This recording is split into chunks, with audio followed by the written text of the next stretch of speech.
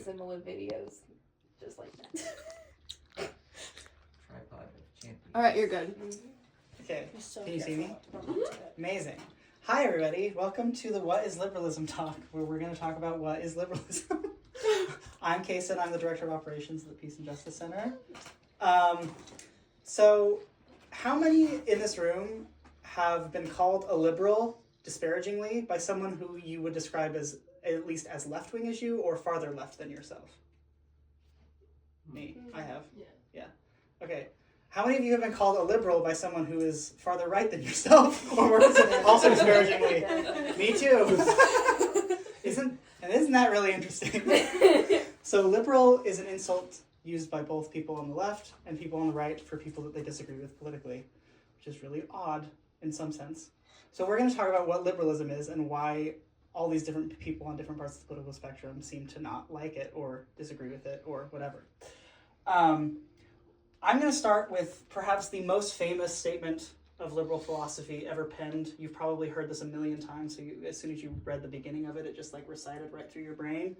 Thomas Jefferson, peak lib, writer of the Declaration of Independence, wrote these words when in 1776, when the U.S. was breaking off from Great Britain. He said, "We hold these truths to be self-evident, that all men are created equal, that they are endowed by their Creator with certain unalienable rights, that among these are life, liberty, and the pursuit of happiness, that to secure these rights, governments are instituted among men, deriving their just powers from the consent of the governed." That's a lot. There's a lot there, actually. It's really dense, but let's go through and talk about it slowly, because it's kind of it's honestly kind of a wild thing to be said in general. He's saying that I don't have to prove this to you. It's self-evident. So I don't have to provide evidence that this is the case. I'm just telling you that obviously all men are created equal. And if you don't believe that, you're wrong. Which is, I mean, it's a radical thing to be having been said, given that for the last, at least 400 to 500 years or longer of European history, that was not self-evident at all. There were people who were born into nobility. There were people who were born into different classes, and that it was assumed that was the way things were going to go. If you go to India, in the Indian system, they had a caste system for years and years and years, where that was also just the assumption, was that you were born into certain castes. So the idea that all men are created equal is not necessarily self-evident, is it? But Thomas Jefferson says it is, and that is the one of the cornerstones of liberal philosophy, is that everyone starts off in the same place. Another huge cornerstone of liberal philosophy is this idea that people have individual rights. So, and the whole point of government is to protect those rights. Thomas Jefferson in the Declaration of Independence says that the rights he's most concerned about right now are life, liberty, and the pursuit of happiness. Most of the time, when liberal philosophy is written, what goes in place of pursuit of happiness? This is going to be really key. What is usually put here? Does anyone know? If you read the U.S. Constitution, what does it say? Life, liberty, and what? Is it something to do about being able to make money? You're really close. Property. Property. Thank you. That's usually what goes there. Thomas Jefferson didn't say that for many reasons, one of which was that the slavery was still being negotiated at the time. Wait, so it's and the pursuit of property, or No, just the life, property? liberty, and property is Okay. usually the three rights that are that's very, very strongly associated with liberal philosophy. And that to secure these rights, governments are instituted among men. So the whole purpose of government, according to liberal philosophy, is to protect these three rights. And so we're going to institute a government that's purpose is to do that. Okay? The ways in which that works can be really, complex and bureaucratic. If we look at the U.S. government, how does the U.S. government function? We have, I'm going to be saying supposedly a lot because a lot of this is being a little bit eroded right now potentially, but supposedly we have an independent judiciary, right? So we have judges and courts who are not elected, who are like appointed or are there supposed to be there to make sure that even if our our right to vote and the ways that we vote will not infringe upon those rights. So like even if the vast majority of people all vote that they want to take some guy's property, the court will say, no, you can't actually do that because this is a liberal democracy, meaning that the whole point of government is to make sure you can't do that. Okay? It's the same thing with if we're gonna take this person's liberty, we're gonna take this person's life, we're all gonna vote to do that.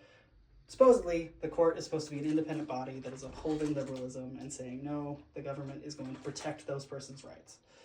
If you look at like the Bill of Rights, that's what it's there for, right? It keeps saying, no law, Congress shall pass no law, that's going to impact someone's freedom of religion or freedom of speech or freedom to vote, or we're not going to do anything that's going to take away people's right to not have troops quartered in their house. We're not going to do any of this kind of stuff. And so the rights framework can be expanded kind of infinitely, really. You could just be like, which is why liberalism has been able to change and adapt for years and years, right? So it'll be like, oh, you know who else has rights? Gay people, and they have the right to get married. Like, we're going to have that's going to be a right that the government should protect. Or like, who else has rights? Some people say that animals should have rights. If we're gonna have a framework for animal rights, so that animals aren't treated cruelly or whatever. So this framework is really, really malleable and can be expanded quite a lot. But how do we get here, right? Because I said at the beginning that we started off like so much of European history is not, it's not self-evident that people are created equal. People don't have unalienable rights necessarily. So how do we end up here in 1776 and, in that broad time frame? Well, the biggest thing that happened that started the ball rolling on liberalism, ironically, European history will say, well, it's just kind of a revival of like Greek democracy or stuff that existed in the Roman Republic. Not really. Greek democracy was not a liberal democracy. It was just a pure democracy in some sense. They didn't have an independent judiciary that was like, we're going to make sure that these rights aren't violated by certain people. The real inspiration for liberalism came from the Columbian Exchange. So in 1492, right, Europeans came to the Americas and they encountered a lot of different indigenous groups, some of which had really, really interesting systems of government that the Europeans were like, that's actually pretty neat, and I like that. The biggest one was the Iroquois Confederacy, which was in like the upstate New York area, and New York broadly, and the Wabanaki Confederacy, which actually existed right where we are. And then also people on the West Coast, although they were encountered later. But those groups had systems that the Europeans admired quite a bit, and they said, that's something that we should probably think about and incorporate into the way that we think about government. Including like they had representatives that would meet together and decide things collectively, and then they had people that would like say, oh, we actually can't do that as a confederation because that's violating this person's like autonomy or whatever, and they were like, oh, this is great, this is neat. So it was actually liberalism, as we understand it, was really Europeans encountering indigenous systems in the Americas and being like, that is really cool, we should incorporate that. But they had to come up with a different story, right? So the story that they came up with was, we're reviving Greek democracy or stuff in the Roman Republic. So liberalism has spread like around the world. This Declaration of Independence was used as like a model for so many declarations of independence all around the world ever since. Like the Haitian Revolution, if you read the Haitian Declaration of Independence, it reads very similarly. If you read the French, the document, the Declaration of the Rights of Man that was in the French Revolution, it reads very similarly. All throughout the 19th century, all the revolutions, they would say something kind of like this, that like government should be instituted that we consent to, that it protects our rights, that kind of thing. Which is why you'll often hear people say that we live now in what's called the liberal world order, or like liberalism has spread everywhere, and so there's kind of this underlying assumption that liberalism is the norm or the basis for human relationships. Which is why liberalism is really hard to define, because we kind of live in it, and we're swimming in it all the time. So it's kind of like, I don't know what it is. It's sort of the ineffable stuff that exists all around us. The United Nations is very liberal in the way that it talks. Like the UN Declaration of Human Rights is very liberal. It's like, oh, we're going to create this broad international system where all the countries can come together and represent, and then we're going to protect human rights throughout the world. Is there any questions so far on like what is liberalism? Basically, it's a rights-based framework wherein the government is there because people want a body to protect rights from being violated by other people or bodies or whatever. Any questions? This is liberalism's story about itself. This is liberal. I mean, it's what liberal philosophy is. Yeah, it's like it's a rights-based. It's the idea that everybody has individual rights. The government exists to protect those rights. That is what liberalism thinks about itself. That is how it understands itself. Any questions so far? Cool. This sounds pretty good, right? Like the way that I've described liberalism so far, sounds good. It's like, oh yeah, everyone consents to this. The government rules based on consent of the governed. They protect our rights. They have an independent judiciary. They make sure that even if like a mob decides that they all hate us, the judiciary is going to be like, no, because this is a liberal democracy, and that means you can't do that.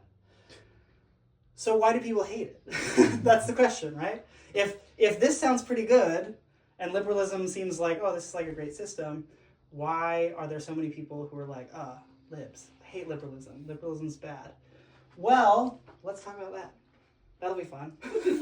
So, if we're going to talk about one thing that I should mention before we get to that is that there are oftentimes critiques of liberalism that are basically saying that people are hypocritical. That liberals are not living up to this. Liberalism isn't doing this. It's not doing what it claims to do. Really easy one is the guy who wrote these words was a notorious and brutal slave owner. So did he think that all men were created equal? Probably not. I mean, he didn't live that way, right? That has been a critique of liberalism ever since it's existed. It's like people aren't living up to this. People aren't doing what they say they're doing. It's not actually protecting people's rights. It's it's being manipulated by different forces, whatever. I don't think that's really a critique of liberalism. That's just a saying that liberalism is failing itself. In fact, that's a really common criticism you will hear from liberals. When Joe Biden was president, he'd often say like, America has these great liberal. He wouldn't say liberal, but he'd say these great ideals, and we've failed to live up to them. Of course we have, but we're always like working towards living up to them. That's a very common thing. Barack Obama will say that. Almost all American politicians will say that. Not our current president, but that's a different thing. So that is not a critique of liberalism from someone who's not a liberal. It's a critique of liberalism from liberals. They're saying that we're not living up to the ideal of liberalism. We're not doing it right. We have to keep working towards it or improve it or fix it or whatever. So I just wanted to get that out of the way because I'm not going to talk too much about that. But that is like a very common critique of liberalism. And sometimes people who aren't liberals will use that critique. Like they'll say like, you aren't protecting human rights. You're not doing these things. But the actual like systematic critique of liberalism is actually different, and it's like more broad and deeper than that. So we're just gonna leave that be for a second. Can I add something? Yes. Noam Chomsky uses that critique to basically say that anarchism is the logical endpoint of liberalism, Yes. building itself out. I love that. We'll get there. I love Noam. Yeah. Okay. So yeah. He's complicated. Yeah. Okay. Epstein and all. Well, yeah. Anyways. I loved that because we'll get there. Mm-hmm. So, anyway, there are people on both the left and right who don't like liberalism, even though, again, this sounds really nice, right? It's like, well, let's just live in a liberal world order. What's the Francis Fukuyama in the 90s said, like, this is the end of history. This is it. This is the best we can ever do. And we've already done it, and let's just keep doing it. and then history continued to happen, unfortunately. Damn.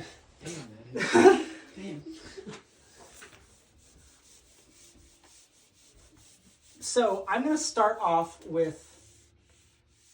Let's start off with conservatism. I was going to start off with leftism, but let's start off with right-wing critiques of liberalism. Okay, so let's say you are somebody who has more conservative beliefs or has more right-wing beliefs. What are some ideas we associate with right-wing politics? Anybody shout one out? No government in my life. let me do what I want. Okay, that's really interesting. True. Okay, so let's say like libertarianism Okay. Yeah, maybe I don't. I'm could be right wing, depending, right? Traditional family values. Traditional family values. There we go. Reluctance to rapid change. Or resistance to rapid Resistance to change. change. Yeah, like the good old days. Nostalgia. Nostalgia for it. Okay. This is all really Belief good. in the market, solving problems. Belief in the market. Okay, markets. Free market stuff, yeah. Okay, so now a lot of this actually fits really, really well with liberalism, which we'll talk about. Anything else? What? There's a really big one. There's a really big one. My country's awesome. What does that believe? Patriotism? Patriotism or Nationalism. nationalism. There we go. Is it fair to say like meritocracy or like bootstrap, whatever? Meritocracy? Yeah, that's pretty Yeah, good. like the We'll go with that. American dream. Yeah. Big quotes. Okay, so let's say you hold a lot of these beliefs, right? Like you believe in traditional family values. Maybe I'm gonna put like religion, religious basis for power might be something. So let's say you believe in a lot of these things. Which of these do you think are most compatible with liberalism? Or like, remember, liberalism is the idea that governments exist to protect certain rights, and which of these? Markets are pretty good, right? So, like, let's say the government exists to protect private property. Of course, markets are can be perfectly aligned with liberalism. So, markets pretty lib, right? Anything else on here that you think? I feel like Meritocracy can be pretty liberal. Yeah, It's the pursuit of. yeah. Yeah. Like the government's not there to make your life. Not there to make your life perfect. It's just there to make sure that no one's there to harm you. So meritocracy still makes sense. Yeah, libertarian. I'm gonna say this is actually very liberal. Wait, what's the difference between libertarianism and Liberalism. liberalism? So that's a really really complicated question. And actually, depending on how you think a government should prioritize. What? Where you check the clock as you start answering. That's not even right. So sometimes libertarianism has been called classical liberalism before, as if it's just a return to like an original liberal form. Depending on how you think a government should prioritize its protection of certain rights, there's an argument to be made that libertarianism is just liberalism restated. But the reason why it's often not in like a contemporary context is because as liberalism has evolved and expanded and considered different ways to interpret like rights and which rights should be protected, it's often expanded to say like, oh, we need like a social safety net because people's like basic human rights include like right to to not starve or right to food, right to these kinds of things, right to clean air is another big one, things like that. So, and libertarianism often doesn't think that any of those rights are real, and in fact, the only right that matters is this one. So, like, the only thing the government should actually be doing is enforcing property rights, which is a really, really minimalistic form of liberalism, arguably. Yeah. If you want to make fun of libertarians, you could say, like, you don't believe in the right to life or liberty, you just believe in the right to property. Yeah. I have a quick question. Yeah. So, going off of the framework of what liberalism is, with that quote, Yeah. we're seeing it as like a very broad thing, Yeah. right? Because in 1776, like, it was very broad. Yeah. And I guess my question is like, how can we further define what liberalism is? Because like, I feel like I still don't get like a super good grasp of it. Yeah. Okay, yeah, we can talk about it more. I think that what I'll say is that liberalism, like I said, is a very malleable concept. Yeah, It's a really expansive concept. You can do a lot with it. I think that the contemporary liberal position on rights is that the government should, the legitimate role of the government is to provide like at least a small material basis for subsistence. Yeah. So basically you have the part of the idea that you have a right to life is that you have a right to like at least some measure of food. You have a right to some measure of healthcare. You have a right to some measure of these kinds of things. So if you're a libertarian and you think that the only legitimate right that the government should be protecting is property, then you don't agree with that version of liberalism. But like the contemporary American liberal would say, like, oh, we have a right to life, which means we have a right to like Medicaid, we have a right to, food stamps. That kind of thing. I guess what I'm saying is like there is no like platform for like liberalism. No, yeah, liberalism is like a really There's no platform where it's like, oh, this. No. Yeah, like liberalism is a really broad ideological bubble that includes a lot of different things. Which is why libertarianism could still fit in with the liberal idea, because it still believes that the government should protect rights. It just thinks the only right it should protect is property, right? Some of these things, though, right? Like, I think particularly this one, depending on what you think the family values are, and this one, all kind of aren't compatible with liberalism as we've defined it. Yes. I feel like because I don't know, I know of like life, liberty, and the pursuit of happiness, and like if you're considering like that to be the ideal of like liberalism, then like this doesn't feel like it fits in that well at all, versus like it fitting into like the property part, which like doesn't exist in the original like Declaration of Independence, Which is interesting, which is like, okay, well, when did that get switched out? And now you're like me, but on this part that it doesn't necessarily feel like a part of the philosophy.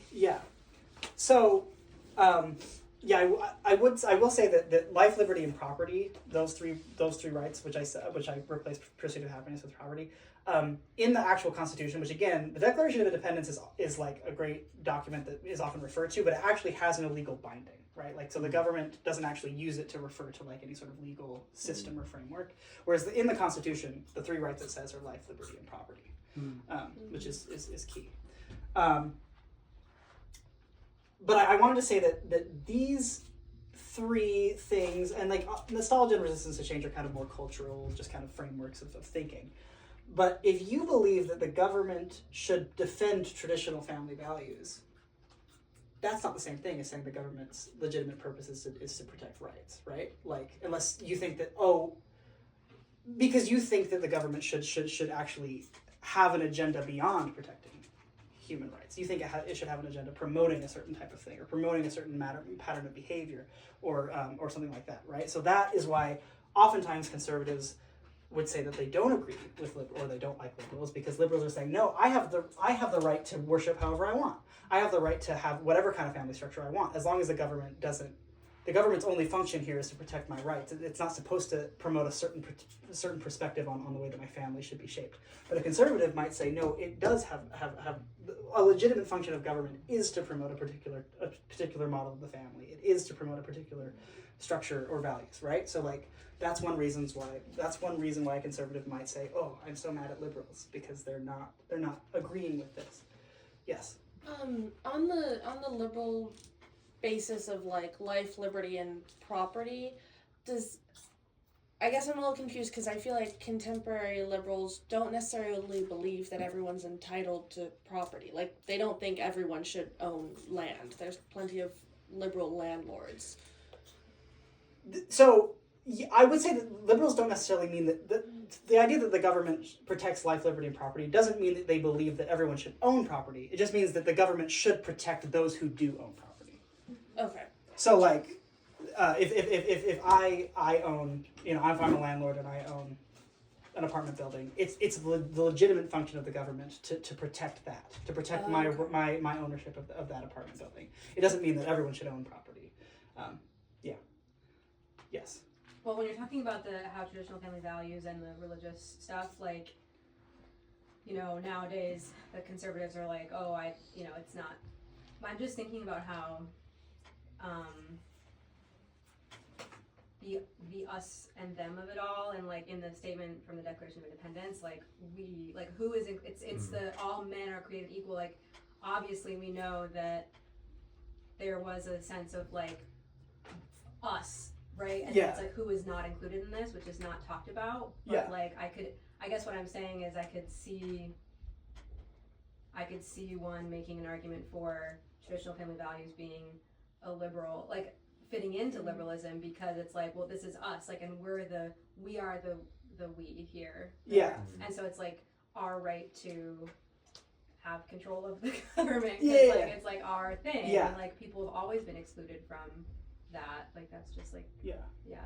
And I would say that they would probably they could maybe make an argument saying that they're part of like the liberal tradition, but like I think liberalism properly defined, it would be like an aberration. It would be because like the idea that all men are created equal, even if Thomas Jefferson himself did not really live up to that or believe that, that is like a statement of liberal values, meaning that like which is why I think nationalism doesn't work either, right? Because if you believe that Americans are somehow inherently superior, or America is inherently superior, or whatever country you live in is somehow better, culturally more important, should have more power, that's not really liberalism either, right? Because you're saying that all men aren't created equal. It's actually better to be born an American than it is to be born a British person or a Scottish person or a whatever. That's if you're taking liberal story about itself to be what liberalism is. Yeah. I mean, which I think that's what we're doing. I think that's what I'm doing right now. I'm implying that liberalism means what it says, which I think leftists have had critiques of liberalism where they don't think liberalism means what it says. But I think through this lecture, I think I'm giving liberals the benefit of the doubt and saying that they do mean what they say that they mean. So why would we still disagree with it, I guess, is the question. Anything else? Yeah. I was just going to comment and say, like, it seems like it's such like a loosely based definition that has kind of like come about into itself, right? Its own story, that it's like almost like left up for power, you know what I mean? To determine what these things mean, like what are the rights? What are these, But the framework is, definitely like what rights is the government supposed to protect? That's a really broad question that could be shaped so many different ways. But the idea that that's the legitimate function of government does narrow the scope more than like if you think that the legitimate function of government is to promote a particular religion, or if you think the legitimate function of the government is to promote a particular, that's a different idea of what a government is supposed to do. Like there's almost like a different function of what it was originally intended, and then like through history how it's slanted. In a sort of way like neoliberalism. Well, and it should be noted that like all of people who believed in these things have always been in the United States, have always been voting, have always influenced the way, like we're using the US as like an example of a liberal democracy, which we don't need to, we could use a different country, but that's the one that's the one we live in. So these ideas have always been inside of the way that the American government has functioned. So has the American government ever actually been like a purely liberal democracy? No, right? It's always been many, many different things.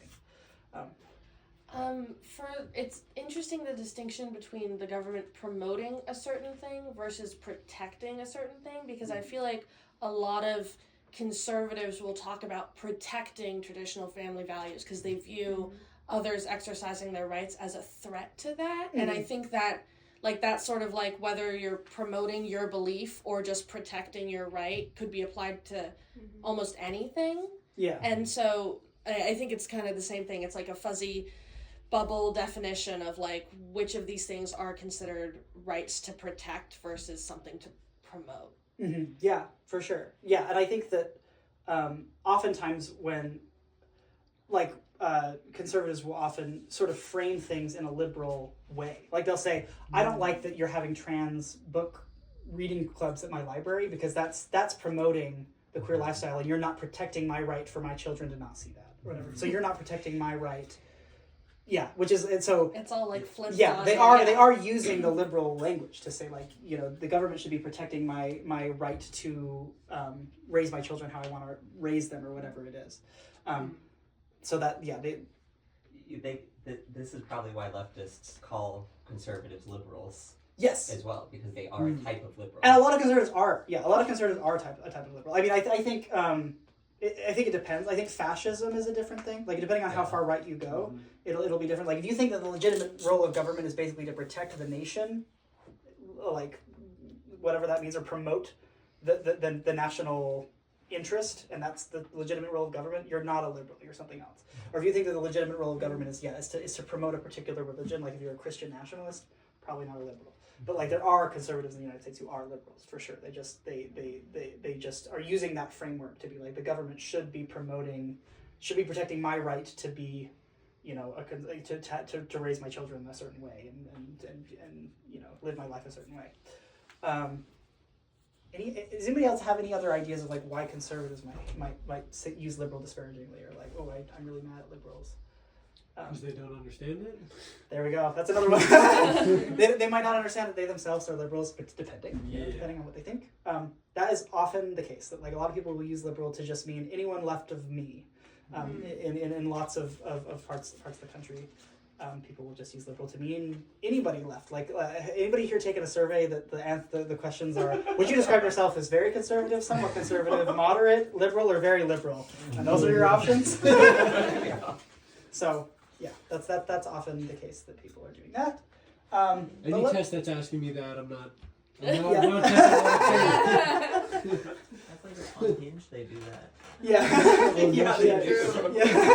Those are your options. Yeah, those are your options. Or other. Yeah. And it's like, ooh, mixed bag. I don't know. Other can mean a lot of things.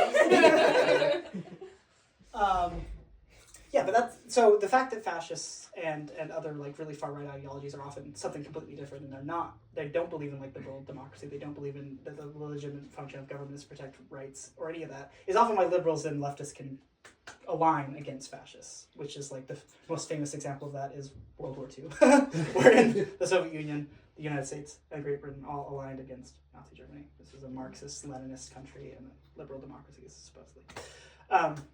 Yeah.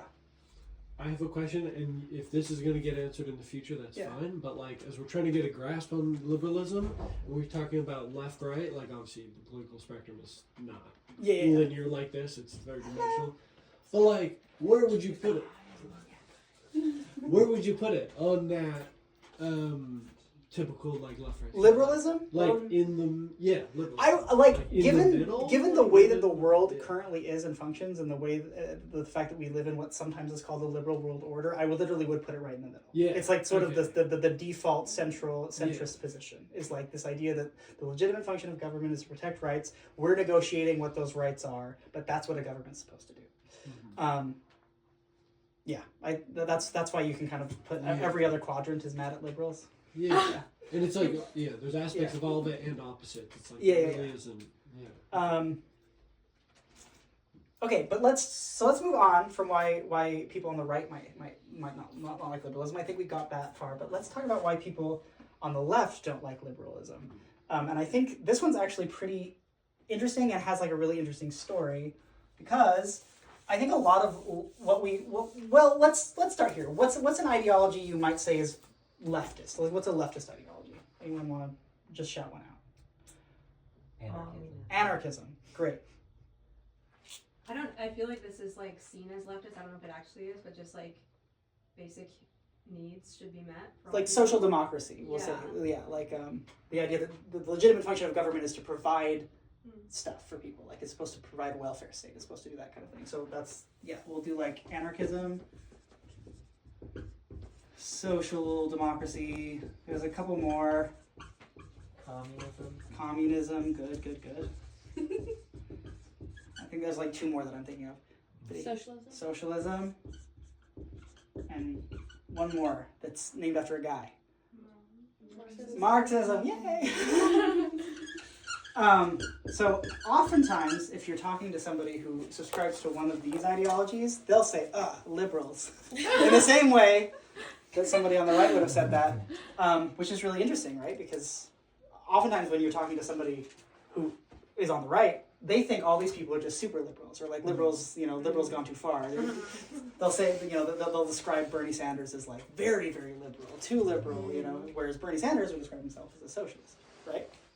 So, why don't these ideologies get along with liberals either? We kind of alluded to it right at the very beginning. One of the rights that supposedly, according to liberal philosophy, that the government should be empowered to protect is the right to property, right? So this is the big one. Mercy mentioned there's a lot of liberal landlords, right? So if you're a landlord and you own property, you think that that one of the central functions of the government really should be to protect your right to own property. If you're a leftist, you probably don't think that. you probably don't think that a central function of the government should be to protect that landlord's property. It should, in fact, be more concerned with people who don't have property and need basic human needs met. And the landlord's right to property should be discarded or dispensed with in order to provide basic human services for people who don't have property, right? That is probably a shared belief of all of these things. Although all these things have different critiques of liberalism too, right? So let's talk about anarchism for a bit. Not because I'm biased, but I do think that anarchism has the most interesting history with liberalism, because anarchism arose almost immediately after liberalism became a thing. So the first like true liberal like revolution in Europe was the English Civil War, which happened in the 1600s. Again, so you already had European contact with like these indigenous systems that were really inspiring to a lot of Europeans. And in England, you had this was 1630s to like the 1680s, at various stages of English conflict and English Civil War in England and Ireland and parts of Scotland. So you had all these different groups vying for a constitutional system or a different system with the English monarchs. Some of them wanted to overthrow the English monarch. They did successfully do that, and they were replaced with what they called I can't remember, it's like the Directory or something, which was kind of like and it was led by this guy named Oliver Cromwell, who was incidentally really, really brutal to Irish people, and so he has like a really mixed reputation. Sometimes in England he's still celebrated as like one of the people who overthrew the king, but in Ireland he's widely hated, as rightly so. But you had a bunch of different groups in England all vying for like a new vision of what the government should do and what it should be. The biggest, like the most liberal in the classical sense group was this group called the Levelers. So the Levelers existed in England and were saying that what the legitimate function of government is to protect our rights. We should have voting rights. Everyone is born equal. We should get rid of the nobility. We should stop having lords. Everyone should have equal voting rights. And instead of having like the House of Lords be like more powerful than the House of Commons, the House of Commons should be the government. Like that's where all the government should come from. Everyone should have should be able to vote on who's in the House of Commons. If anyone's familiar with British politics now, basically that's how it is, right? The House of Commons is the government. The Prime Minister of the House of Commons is the person who has the power in England, and the House of Lords and the monarchy are mostly ceremonial positions. So that's basically what the Levelers wanted. Some of the Levelers were a little more radical than that. They wanted to change Parliament entirely or whatever. But that was the basic position of the Levelers. But immediately, as soon as the Levelers said what they wanted, you had another group who called themselves the True Levelers, and the True Levelers were called the Diggers by everyone else because their idea of a revolution was we need to abolish private property. We don't need a government. What we need is for people to have common access to land. And we're going to go and we're gonna dig up these lords and these lords' estates, and we're gonna get rid of any of this notion that like some people have more right to the land than others.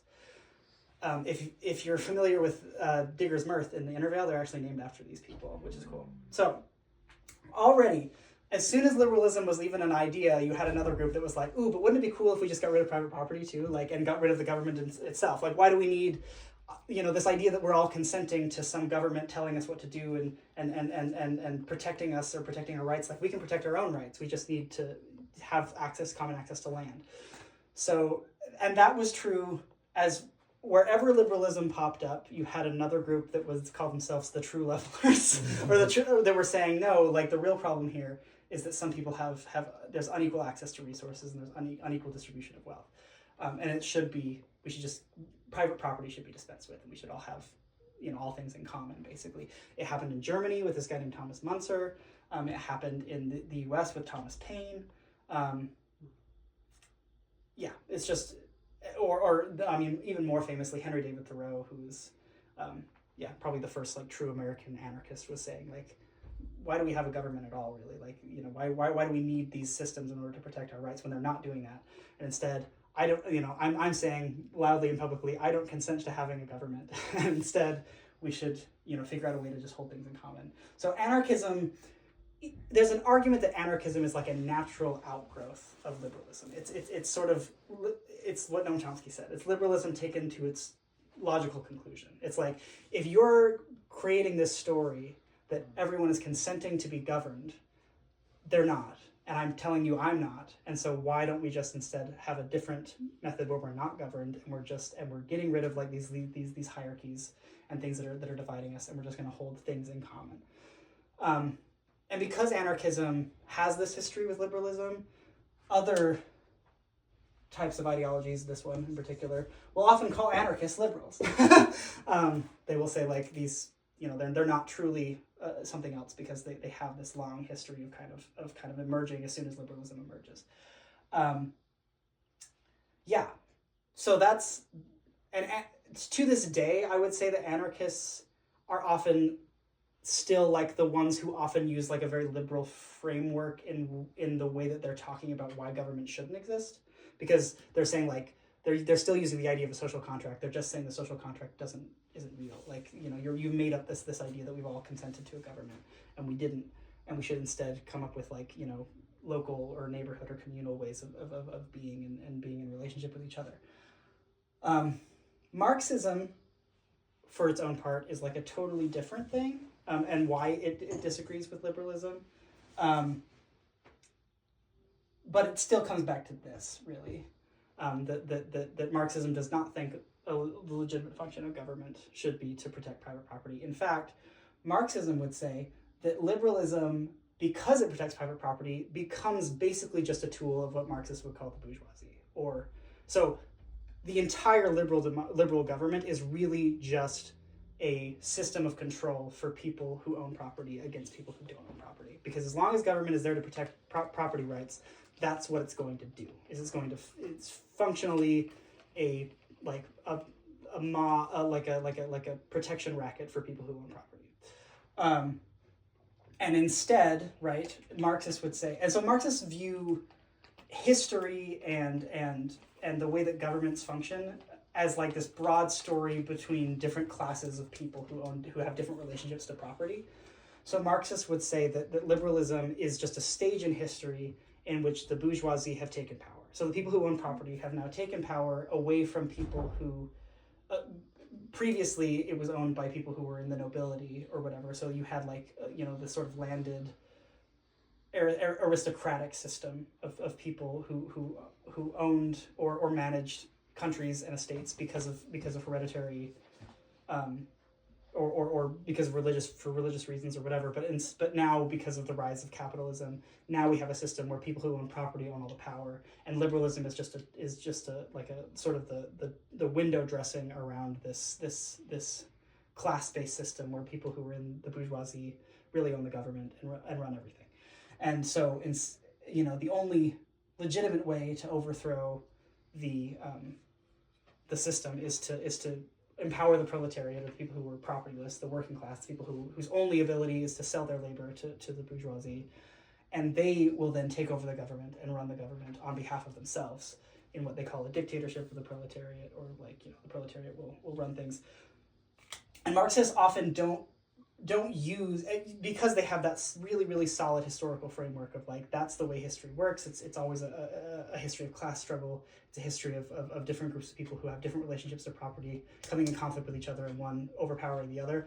They often don't use the language of liberalism much at all, except to critique liberalism. They'll often say like, liberalism isn't it's not defending human rights. But like, Marxism really, at the end of the day, isn't really concerned with defending human rights. Or that's not the function of government, right? The function of government is literally just an extension of the power of different classes. So once the proletariat overtakes the bourgeoisie, whatever the proletariat does is a legitimate function of government, because that will be then the class that should in function take over the government, doing what it should do. Which is why. Yeah, which like can make Marxism sound really brutal depending on how you want to interpret that. Marxism has been brutal and has been not brutal depending on where it's arisen and what it's done. But like Marx himself said, when it's our turn, we'll make no excuse for the terror, which is, he was trying to say that like when the proletariat take power, they will do exactly what the bourgeoisie is doing, which is using the government to further the interests of their class. which is the only thing that the government is really for. Like Marxists don't believe in like they just think liberalism is window dressing around what is the real truth, which is class struggle. Yeah, that is why Marxists and anarchists both use liberal disparagingly. These three are basically just like social democracy is probably in between liberalism and the other four in that like social democracy still kind of believes that the legitimate function of government is to defend rights. They just think that the legitimate function of government is also to provide basic necessities for people beyond just defending their right to life and liberty. Like they think that the function of government is literally to take care of people. Like we're all supposed to pay taxes in order to make sure that people have their basic needs met or are able to thrive. So a social democrat would believe in things like universal health care. We're going to get rid of like mass incarceration, these kinds of things. Any questions on why leftists don't like libs? Could you explain the difference between social democracy and socialism in this Yes. context? Yes. So social democracy is the belief that the legitimate function of government is to like provide basic needs for people. Socialism is the belief that workers should own the means of production. So those are different things because socialism really doesn't say much at all about the legitimate function of government. Socialists are often really supportive of social democracy because it improves the material lives of workers. So they're like, that'd be great if we had universal health care. That'd be great if we had like a higher minimum wage. That'd be great if we had those things. But socialism at its base believes that private ownership of like businesses should not be a thing. Instead, the workers should own the businesses themselves. So like a workers co-op is socialist more than like, a politician raising the minimum wage is socialist, if that makes sense. Any other questions or comments about leftists and their use of the word liberal disparagingly? I'm so glad that made sense. I think it all makes sense.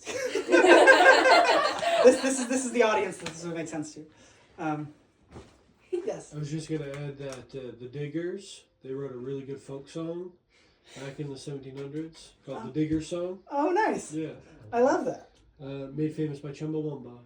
Chumbawamba did it? Yeah, that makes Chumbawamba sense. has a whole, I mean, they're great, yeah. folk album. But yeah, the Digger Song is like from the 1700s, and it's like talking about how they're going to take over the land to dig and make their own food because like the lords aren't feeding them. So, Yeah. check it out. Yeah. Definitely for fair use. It's like 300 years old or something. we should Yeah, put in the folk folk song song thing, thing, the next yeah. folk song thing. I feel like I had more to say about leftism and liberalism, but I can't. Just to say that, like, I do think that leftists will often use the word liberal just to mean somebody who's not like me, which of course is not what liberalism means. So sometimes leftists can actually be making very liberal appeals. Like they could be like, look, like this government isn't protecting human rights. They're not doing the thing that they're supposed to be doing. And then somebody will be like, well, and they'll be like, why are you being such a liberal? It's like, actually, you're being a liberal in the way that you're talking. Like you're saying that. Sorry, made me. Like, if you believe that the legitimate function of government is to protect human rights and it's failing to do so, that is a liberal thing you're saying. So you could actually appeal to a liberal using their liberalism to bolster your argument. It's be like, so don't think that just because someone disagrees with you means that they're a liberal and you're not, because think about the argument you're making. Think about what you're saying when you talk about it. I think about this a lot with international affairs, like when people are talking about different governments doing things wrong. We can talk about like the Israeli-Palestinian conflict, like when the Israeli government is failing to protect the human rights of Palestinians. If someone disagrees with you on that, they're not being as good a liberal as you, right? Like liberalism is the belief that actually the legitimate function of government is to protect human rights. So, another huge thing, another huge disagreement that often leftists will say is that they'll often say leftists are liberals when somebody, not necessarily liberal, disagrees with like a radical action. Like if someone's like, oh, I want to, I don't know, I want to punch a Nazi, or I don't know, what's something that like somebody might be like, ooh, I don't know about that. that is often not, that honestly has very little to do with this divide, that because there are very, very violent liberals. Liberalism is an extremely violent ideology and has been for many years. Like, people are very violent. I mean, the American Revolution was very violent. The Haitian Revolution was very violent. The French Revolution was very violent. The idea that violence is not a legitimate means to achieve your ends is not a liberal idea. It's not a leftist idea either, necessarily. So any disagreement on violence has very little to do with with that particular aspect of ideology. It actually just has to do with a disagreement on tactics and what it is you think you're fighting for. The only place where that gets a little complicated is when we talk about the role of the police. So, anarchists in particular will often think that the police have no legitimate function, that they shouldn't exist. In fact, they're just there to uphold this government that I didn't consent to, that is not there to do anything other than prevent us from living like communally and in community with each other. However, if you're a liberal, on some level you believe that something like the police need to exist because the government needs to have a functioning body to enforce the law to protect our rights, right? So if the law exists to protect our human rights, then there must be somebody empowered to do that.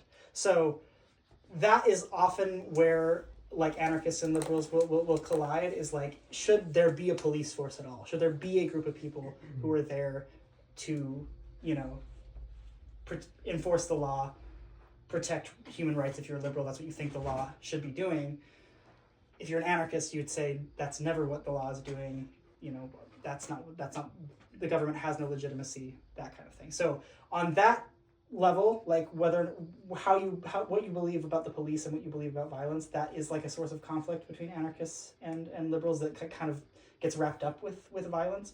But like violence itself is not the disagreement. But I often hear that a lot, is that like leftists will, anytime like somebody's like, well, I don't agree with violence, they're like, well, why are you being such a liberal? It's like, that's actually not, that's a different thing. we're having a different argument. That's not liberal versus leftist. And in fact, there are many leftists who are pacifists. I mean, pacifism, in some sense, we've had this lecture before. If you are a pacifist, like a true one who believes that violence in any context is bad and should never be used, you're probably this. Because if you think that violence is inherently wrong, then you can't believe in the police. You can't really believe in government either, because the government is always going to enforce itself using violence. So the truest of pacifists would also be an anarchist. Yeah. Any other thoughts? I think there's like a justification for liberal violence, in that one of the cornerstones is that it's like self-evident. So it's like, well, yeah, of course we're going to go to war for this. Yeah. So, just an observation. Yeah. Liberalism believes itself to be self-evident, so you don't actually have to justify it much beyond itself. Like, yeah. Any other thoughts? Argue with me if you want to.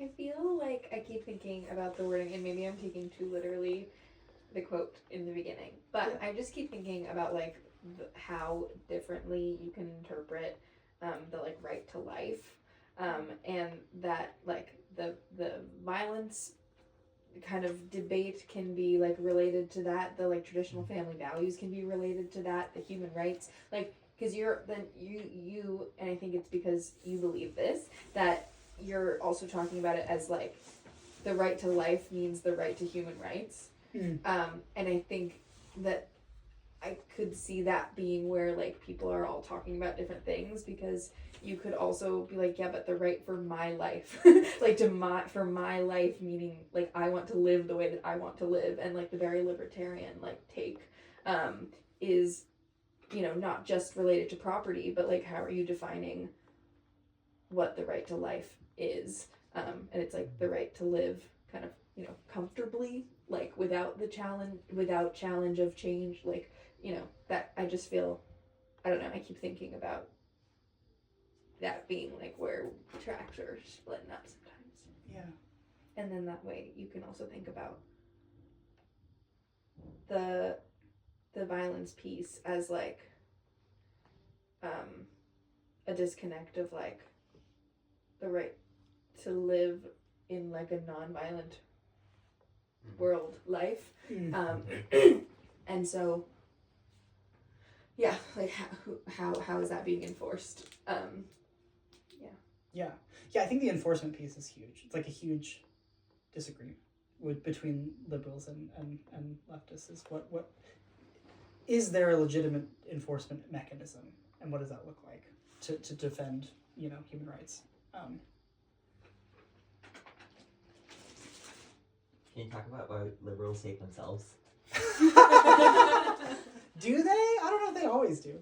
I mean, they hate other liberals if they're not living up to liberal values. Right. Yeah. I mean, I think that this is true of every ideology. Like, this is not unique to liberalism. There are anarchists who aren't very good anarchists. There are Marxists who aren't very good Marxists. There are socialists who aren't very good socialists. There, like, that's common all the time. So liberals hating themselves for not being good enough liberals is it's almost the human condition that, like, you have ideals that you yourself are not actually living up to and not doing as good as well as you should. I think that we to take it back to Thomas Jefferson. Thomas Jefferson hated himself for not living up to liberal values quite a bit.